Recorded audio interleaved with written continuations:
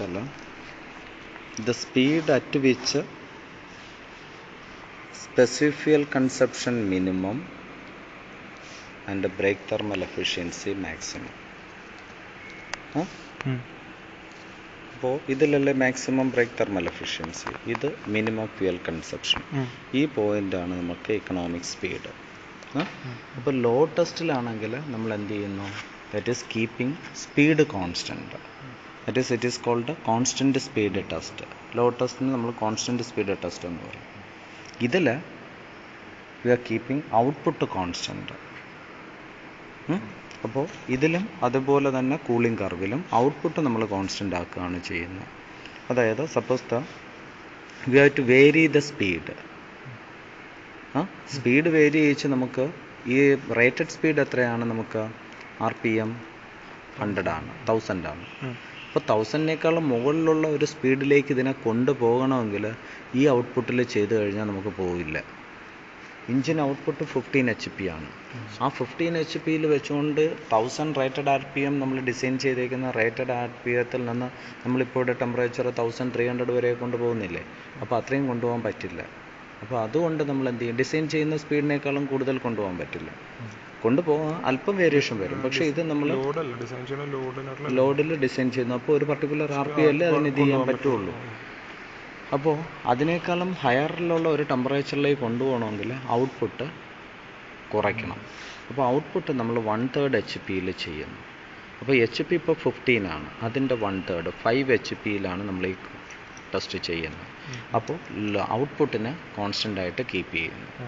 എന്നിട്ട് നമ്മൾ ഓരോ സമയവും N-ന് ഓരോ വാല്യൂ കൊടുക്കുന്നു. N 700, 800, 900, 1000, 1100, 1200 ഈ രൂപത്തിൽ സ്പീഡ് നമ്മൾ വേരി ചെയ്യിക്കുന്നു.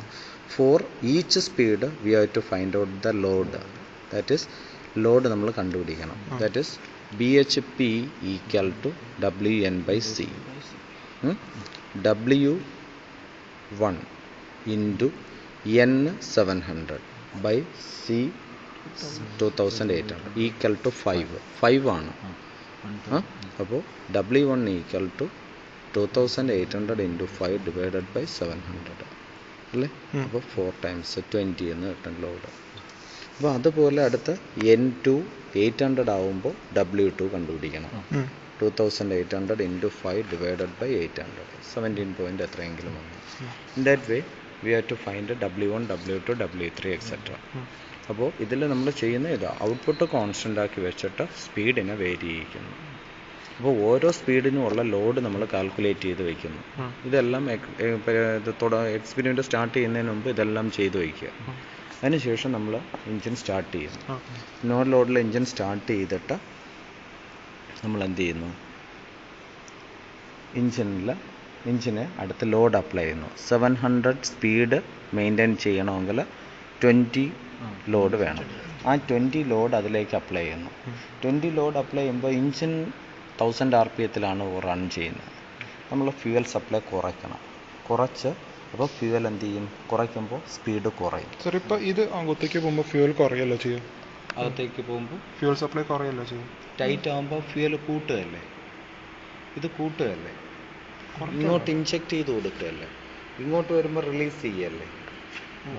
ഓപ്പണിങ് കൂട്ടുകയും കുറയ്ക്കുകയല്ലേ ചെയ്യുന്നത്, ഇങ്ങോട്ട് വരുമ്പോൾ ഓപ്പണിങ് കുറയ്ക്കുകയല്ലേ. അല്ല അങ്ങനെയല്ലേ പറഞ്ഞത്? നേരെ തിരിച്ചാണോ നിങ്ങൾ പറഞ്ഞത്? ഞാനത് ശ്രദ്ധിച്ചിട്ടില്ല. ടുവേർഡ്സ് റൈറ്റ് ആകുമ്പോൾ ഫ്യൂവൽ ഓപ്പണിങ് കൂടുന്നു, ഫ്യൂവൽ ക്വാണ്ടിറ്റി കൂടുന്നു എന്നുള്ളതാണ്. ശരി, ഇത് ഈ വാൾവ് കുറച്ചുകൂടി ഓപ്പൺ ആക്കുകയാണ് ചെയ്യുന്നത്. ഓപ്പൺ ആക്കുമ്പോൾ ഫ്യൂവലിൻ്റെ ക്വാണ്ടിറ്റി കൂടുന്നു. അപ്പോൾ ഇതിനെ ടുവേർഡ്സ് ലെഫ്റ്റിലോട്ട് നമ്മൾ മൂവ് ചെയ്യിക്കുന്നു. അപ്പോൾ എൻജിൻ സ്പീഡ് എന്ത് ചെയ്യുന്നു, ഡിക്രീസ് ചെയ്ത് 700-ലെത്തുന്നു. ഈ വിങ് നട്ട് ലൂസ് ചെയ്യും. ഇല്ലെങ്കിൽ ഇതാണ് അതിൻ്റെ സ്പീഡ് കൺട്രോളർ.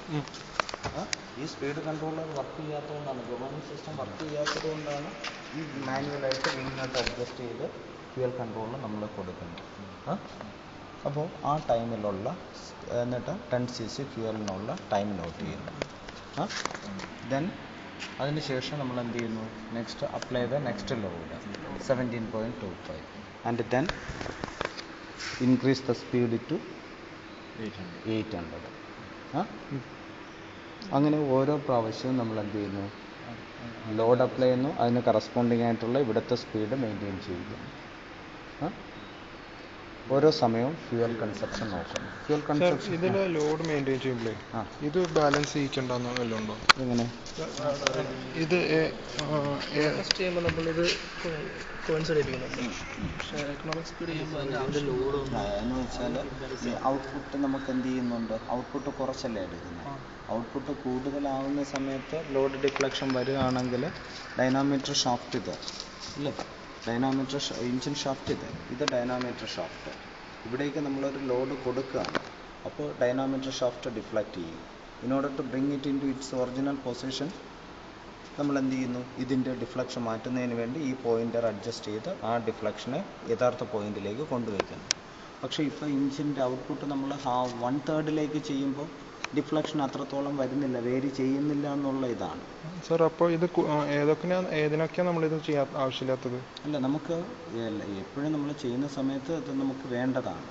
എന്ന് വെച്ചാൽ എപ്പോഴും ഈ ലോഡ് ഇപ്പോൾ ഏതിൽ കൊടുത്തെന്ന് പറഞ്ഞാൽ ഒരു എഞ്ചിൻ്റെ ഷാഫ്റ്റിലേക്ക് വേറൊരു ഷാഫ്റ്റ് കൊണ്ടുവന്ന് കണക്ട് ചെയ്തിട്ട് അതിലൊരു ലോഡ് കൊടുത്താൽ രണ്ടും കൂടി ഇതേ പൊസിഷനിൽ ഇരിക്കുന്ന ഒന്നിലേക്ക് ഒരു ലോഡ് കൊണ്ട് കൊടുത്താൽ അവിടെ എന്ത് ചെയ്യും, ബെൻഡാവും.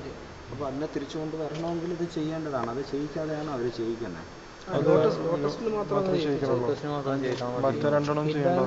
ഹീറ്റ് ബാലൻസും പെട്രോൾ എഞ്ചിനും ബാലൻസ് ആക്കണം. ഒരു പ്രാവശ്യം ബാലൻസ് ആക്കുക, പിന്നെ അത് ഇനീഷ്യലി ഒന്ന് ബാലൻസ് ആക്കി. ഇങ്ങനെ ഡിഫ്ലക്റ്റഡ് ആയി കിടക്കുകയാണെങ്കിൽ അല്ല, ഇനീഷ്യലി ഒരു പ്രാവശ്യം ബാലൻസ് ആക്കിയിട്ട് പിന്നെ ചെയ്യിപ്പിക്കണില്ല. അത് ഇത് ലോഡ് മാത്രം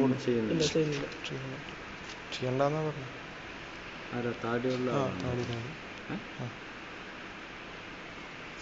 ലോഡ് അപ്ലൈ ചെയ്യുന്നു.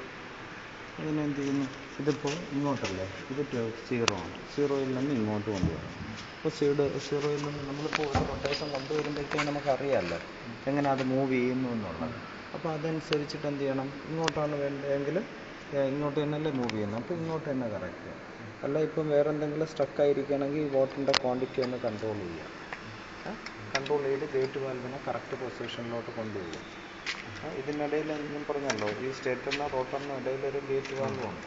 ആ ഗേറ്റ് വാൽവിനെ ഓപ്പൺ ചെയ്ത് ക്ലോസ് ചെയ്താണ് വാട്ടറിൻ്റെ ക്വാണ്ടിറ്റി കൂട്ടുകയും കുറയ്ക്കുകയും ചെയ്യുന്നത്. ആ വാട്ടറാണ് ഇവിടെ എന്ത് ചെയ്യുന്നത്, ലോഡായിട്ട് ആക്ട് ചെയ്യുന്നത്. ആ വാട്ടർ എന്ത് ചെയ്യും, ഇവിടെ വരുന്നത് എന്തായാലും ഹീറ്റാണ്. ആ ഹീറ്റിനെ ആ വാട്ടർ അബ്സോർവ് ചെയ്യും. അപ്പോൾ അതാണ് ലോഡായിട്ട് നമുക്ക് കിട്ടുന്നത്.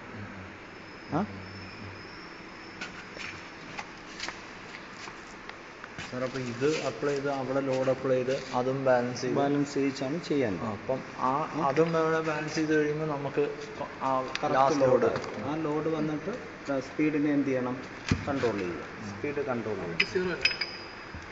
ചെറിയ ഡയറക്ഷനിലേക്കല്ലേ തിരിക്കുക? ഇങ്ങനെ ഇതല്ലേ 0 to ഇങ്ങനെയല്ലേ വരുന്നത്. ഇങ്ങോട്ടൊക്കെ നിങ്ങൾക്ക് ഇങ്ങോട്ടാണ് പോകുന്നത്. ഇപ്പം ഇത് സ്റ്റോക്ക് ഫിക്സ്ഡ് ആണ് ഇവിടെ.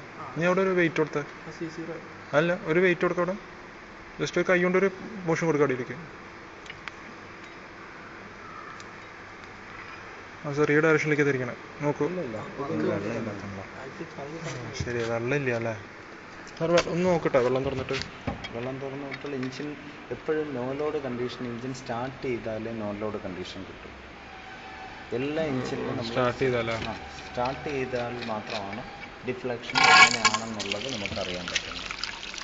എപ്പോഴും നോ ലോഡ് എന്ന് പറയുന്നത് എഞ്ചിൻ സ്റ്റാർട്ടഡ് കണ്ടീഷനിലാണ്, ഇല്ലാതെ എങ്ങനെ ഇരിക്കുന്ന കണ്ടീഷനിലാണ്. അപ്പോൾ അത് ശരി. അത് നമ്മൾ തിരിച്ചു നോക്കി ഏത് ഡയറക്ഷനിലേക്കാണ് ഈ ഡയറക്ഷനിലേക്ക് തിരിക്കാറ്? അല്ല, ഇങ്ങോട്ട് തന്നെ, പക്ഷെ അത് അങ്ങോട്ട് തന്നെ മൂവ് ചെയ്യും. അങ്ങോട്ടേക്ക് മൂവ് ചെയ്യും. 0 ഒക്കെ അങ്ങോട്ടേക്ക് അങ്ങോട്ട് വെക്കണമെങ്കിൽ